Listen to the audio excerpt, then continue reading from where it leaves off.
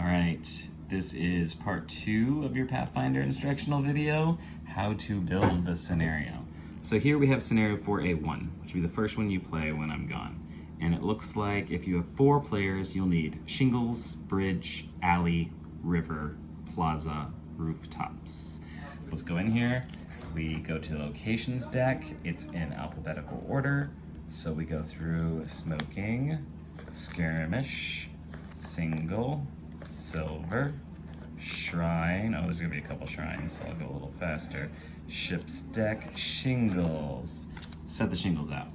All right, let's go ahead and grab the bridge and the alley. So we go and we find barracks, beach, bridge. Set that aside. Alley, boom, set that aside. Next one we need is river, plaza, rooftops. Okay, go into my locations again. River. Oh, I don't know my alphabet. Reading. River. Plaza. And Urban Sacred House. And then PR. Prison, plaza, and finally rooftops. Okay. All right, rooftops in alphabetical order. OC, rooftops. Great. This little card tells you how you should place the order so it makes sense for traveling. So we have is the first one is shingles. So shingles goes up here. And then the next one is bridge. So from the shingles, you cross the bridge. That goes there. Then below that, we would have alley. So find the alley, move that over. Okay.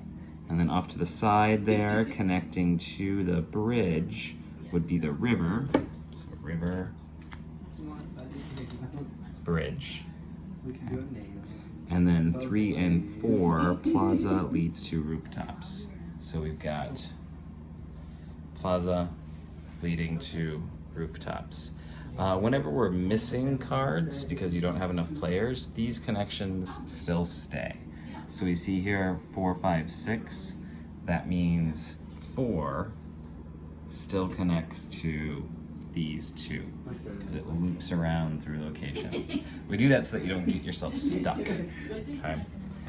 So that would be the layout for how you explore. Here can go there can go here and here can go here and here can loop around to these 2 based on that.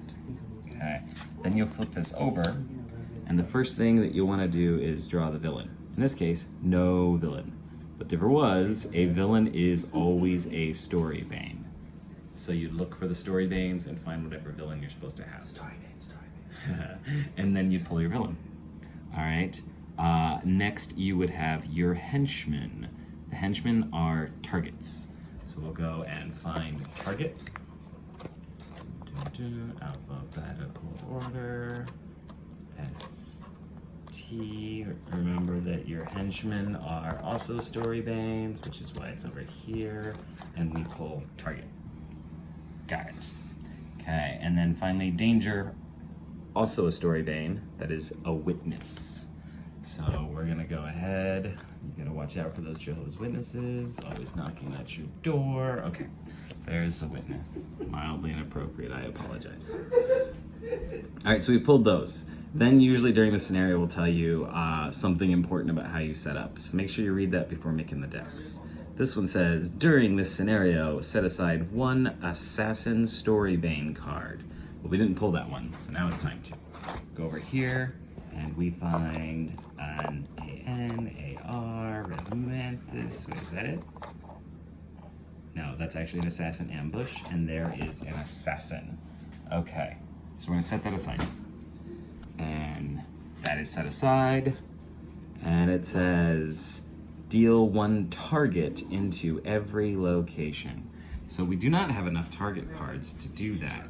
So instead, we go and we grab proxies.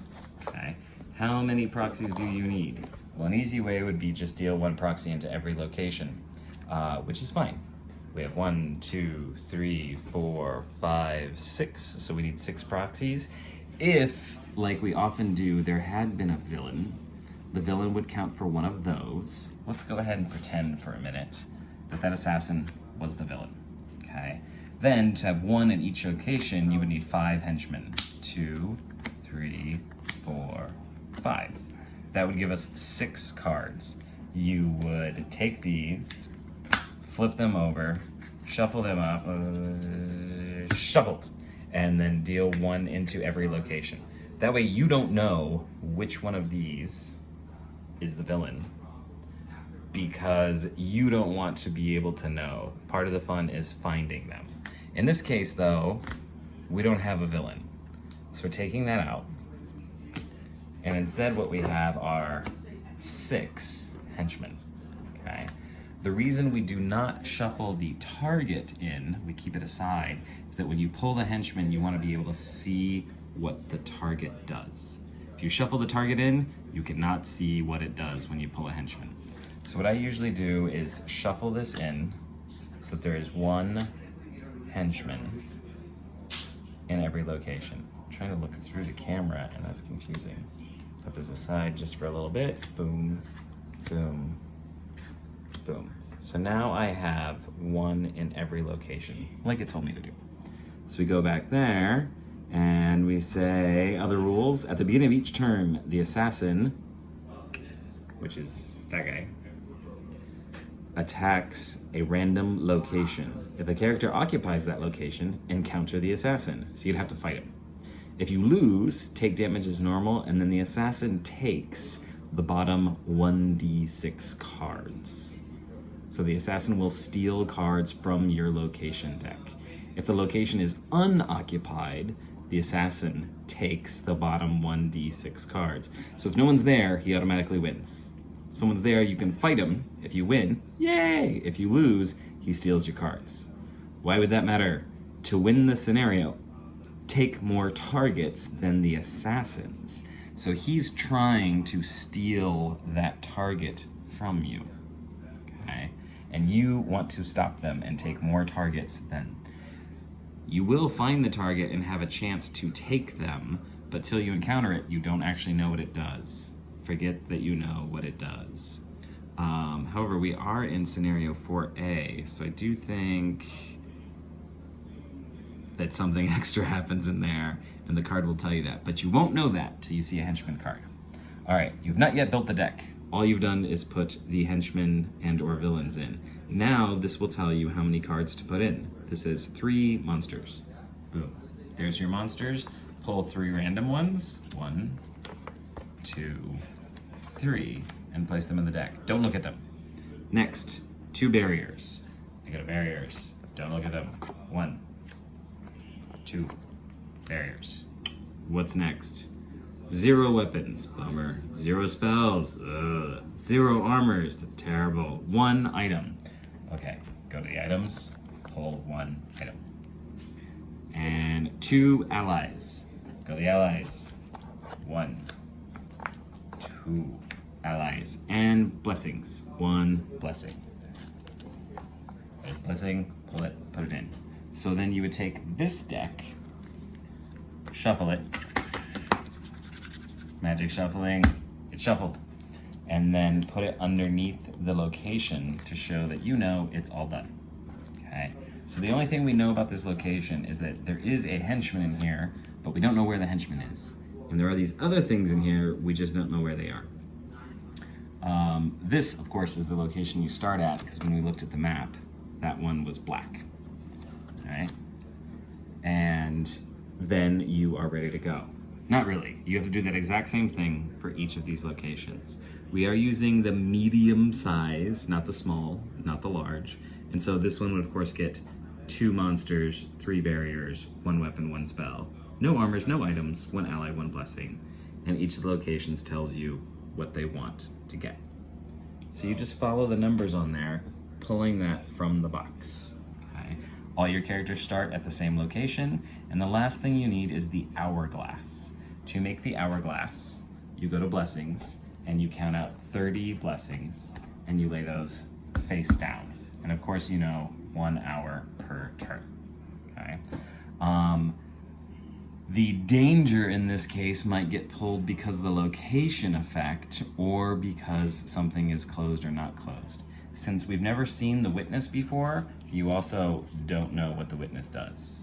The target we've never seen before, so when you start out, you don't know what the target does. You've seen the assassin before, way back in scenario 1, 2, so it's okay to leave him face up, and he is going to be attacking your locations at the beginning of each turn. All right, just to keep things nice and orderly, I usually put the scenario card over those 2 cards you haven't seen. That way when the table gets real messy, you know to look under that, okay?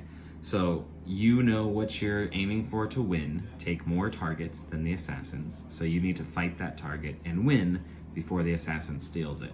Since there are 6 locations, you need 4 targets. The assassin can take 2. Do you know what the assassin is stealing from the location? It doesn't tell you, so you can't look. So you won't know if they have already taken the target or not unless the location is empty and you didn't find the target. There might be a secret on how to win this one just a little bit faster or how to defend, hint hint, a little bit faster against the assassin. And of course, after you win, you get the reward. If you lose, you do not get the reward. If you play the scenario more than once, which you're allowed to do, you do not get the reward twice. All right, I'm gonna make video 3 for putting the cards back in and prepping for the next game.